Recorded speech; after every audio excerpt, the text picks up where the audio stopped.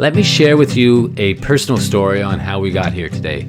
Like several Maritimers, I had to leave to find work. I've been lucky enough to work all over Western Canada, the United States, Copenhagen, and even Siberia, Russia. When I returned home to my beloved province, I was appalled by the amount of taxes, not just the ones that came off my paycheck, but the property taxes, and I clearly remember the deed transfer tax. This was not just a financial strain, but it was impacting my family and our ability to focus on what was truly important. Did you know that taxes are your biggest expense in life? Taxes is what is keeping most Canadians from reaching and maintaining financial independence.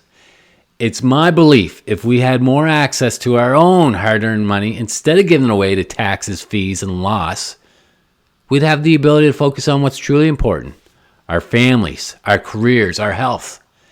This in turn would make our communities even better, and this is why I am so passionate on helping those that help others to reduce their taxes and keep more of their hard-earned money. So what did the current government do with the 2024 budget? They completely ignored the Bank of Canada's warnings and Economic 101 principles. They increased taxes and increased spending.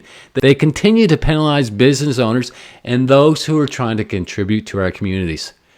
They continue to chop away at the head of the golden goose. It's often been said that small businesses and business owners are the backbone of the economy. This is not true. Small businesses and business owners are the economy. Now let me share with you another story. My grandmother, Peggy Sanford, a role model of mine, passed away recently at the age of 101. She got to experience a lot. She experienced the Depression, the bombing of London during World War II, and came over to Nova Scotia as a war bride by herself with nothing but a suitcase and her bicycle. In fact, that bicycle got stuck the day she arrived in the Annapolis Valley mud.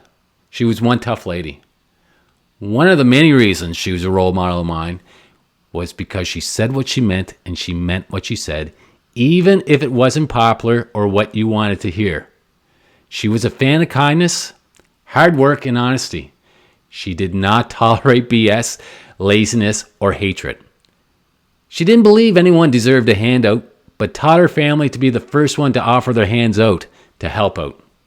I'm glad she didn't get to witness and hear the words and actions that came from our so-called leaders during the 2024 budget. Now, this is not a political statement or attack on the Liberal Party. These three do not represent Liberals. They are not the Liberal Party led by the wisdom and foresight of Jean Chrétien, Paul Martin, and even Bill Moreau. Listen to some of these comments. We are making Canada's tax system more fair by ensuring the wealthiest pay their fair share. I know there will be many voices in protest. No one likes to pay more tax, even or perhaps in particular, those who can afford it the most. The fourth stooge, who's not pictured here, who seems to have a lot more to do with running our country, said, the Liberals ignored the opportunity to take on corporate greed. He blames companies for these inflations like grocery store chains, telecommunication companies, and the housing and corporate landlords should have faced tax hikes. We even heard from the head honcho himself, the big cheese, who piped in with comments like, we have to know that a large percentage of small businesses are actually just ways for wealthier Canadians to save on their taxes. It makes me want to throw up just saying that. The current government has dug themselves a pretty deep hole. What is the first thing you're supposed to do when you're in a rut or in a deep hole yourself? You stop digging.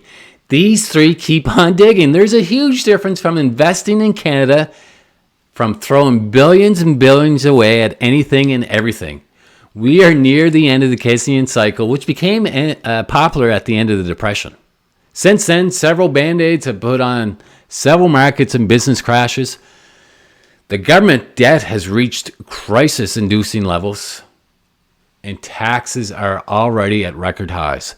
The debt only continues to grow, spending only increases, and sadly, investing in the future seems to decrease.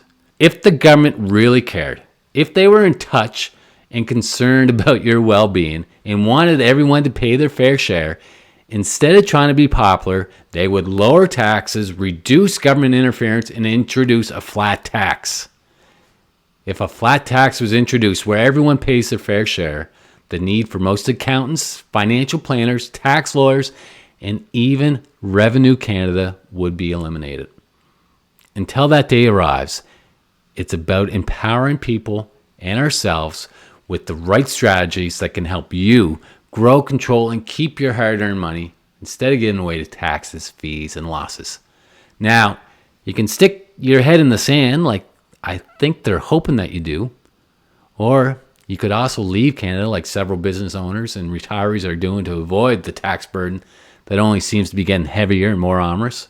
But if you want to stay in Canada, you still have options. You can explore tax-efficient structures like trusts, foundations, or a properly designed whole life policy that can help you grow your money tax efficiently.